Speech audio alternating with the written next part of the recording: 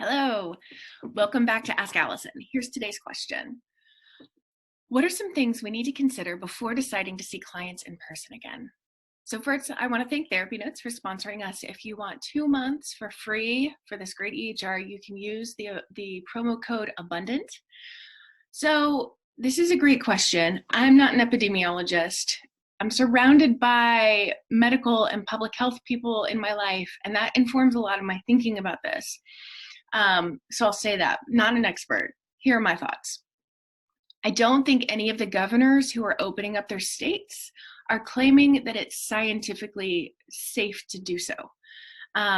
They're opening up for economic reasons, not because it's safe. And I, as always, have my opinions, but I'm not going to rant here. But I want to be really clear that the threat is not diminished. There are very few states in the United States with declining numbers, and unnecessarily being out in the world has and will increase the number of people who get sick, the number of people who die, and potentially the number of people who have chronic health conditions after recovering from COVID. So, one thing I want you to do has to do with your malpractice insurance and your general liability insurance, which is also called slip and fall. Many of our insurance companies have released statements that they will not protect us if we are sued by a client who contracted COVID from our offices. Some are encouraging us to wait until the risk is lower. They haven't defined when that is because nobody knows that. So I want you to call your malpractice insurance and your slip and fall carriers for information specific to your plan. We are considered healthcare.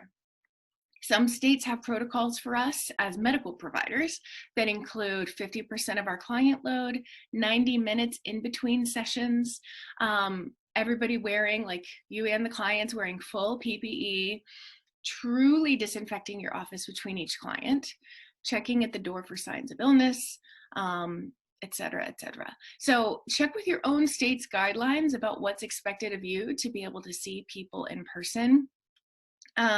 I'm definitely going to be waiting until both of us are not having to wear masks in therapy, along with eye protection and gloves, because I don't want that to be a part of the therapy experience. I would so much rather be online, even though it's not my favorite.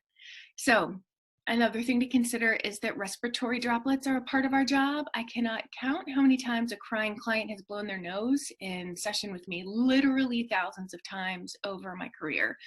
We are inundated with pollen here in the South, and sneezes happen a lot. And all it takes is one person who doesn't realize that they were exposed, and my office could be ground zero for infection for my clients. And I don't know how to disinfect my textile-ridden office to a surgical standard. I really highly doubt that just Lysol wipes and spray is all that I need to do. So we're still exclusively telehealth in my group practice. I'm grateful because we do have clients who have known exposure to COVID who are in 2-week quarantines. These are not people who know each other even, but they're in 2-week quarantine period right now. And I'm grateful for the internet for that. So I'm going to be really happy to do in person as soon as it makes scientific sense. I am likely just as antsy to get out of this damn house as you are. And this is exactly why it's so dangerous right now. Because we're all sick of being home. And we see some governments saying, like, it's okay to come out a little bit more. It gives us a sense of safety, but there is not safety yet. So just because we want it doesn't mean that it's smart or good for our communities. And we are all sacrificing here. And I have moments of feeling really bratty about it inside. But I'm also more dedicated to the well-being of my community than I am to getting this mullet cut. So I'm going to be home until school starts back up in the fall at the earliest. We're able to do our jobs remotely, y'all. It might not be your ideal situation, but it's not like we're massage therapists and we can't work.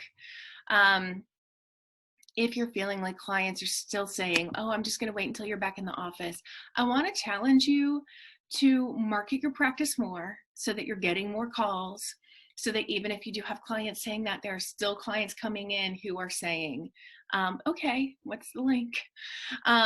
If you need help with that, we have tons of support and instruction over in the Abundance Party. That's at abundanceparty.com.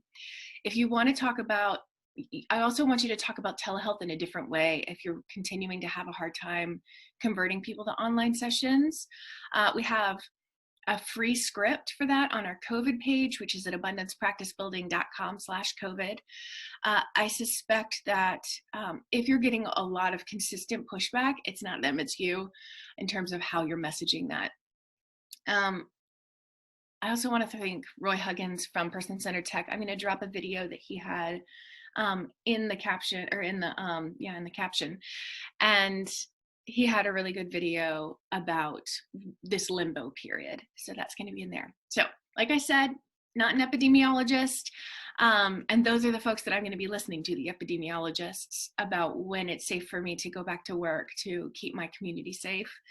I'm not going to listen to my governor, who so far I'm agreeing with, but he's still not determining when I go back to work. That's what I got. If you guys have questions for Ask Allison, DM me on Instagram. I'm abundance_practice_building, and I would love to answer them on here. Y'all take good care.